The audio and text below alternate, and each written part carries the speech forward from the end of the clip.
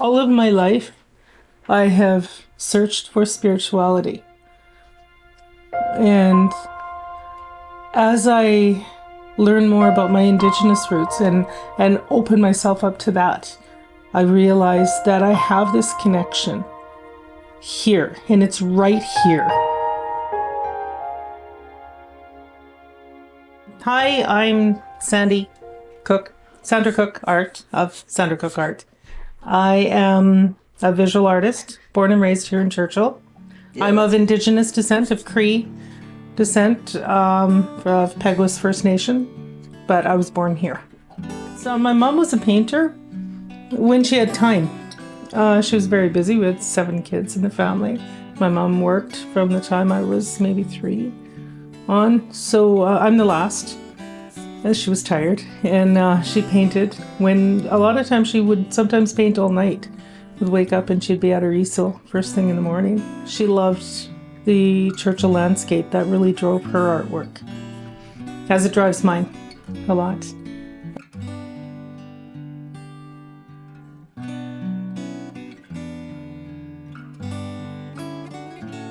My father was a musician. He was a singer.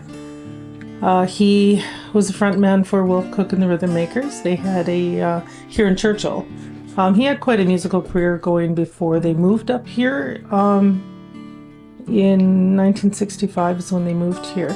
And I guess he thought he was leaving music, but he found it when he moved up here. Well, arts was always a big part of growing up. There was another thing as well that I think almost anybody in Churchill has, is an ingenuity. Because of our remote location, if you wanted something, you usually had to make it. And we did a lot of that. We were very creative growing up. Everybody in my household was. Yeah, I think all my life I've been driven to create. For us kids growing up, but my family, my mom being German, my dad insisted that we're German. We're not Indian. He was the only Indian in the family. And I think that was the way for a lot of people my age, whose parents were products of residential school. So for me now, we were never allowed to be Native growing up. We just weren't. And my mom argued with them about it. She wanted us to be. She wanted us to be honest about who we were. So I'm growing into that. It's really important. One of the big things for me is to encourage other people, other artists, especially young ones.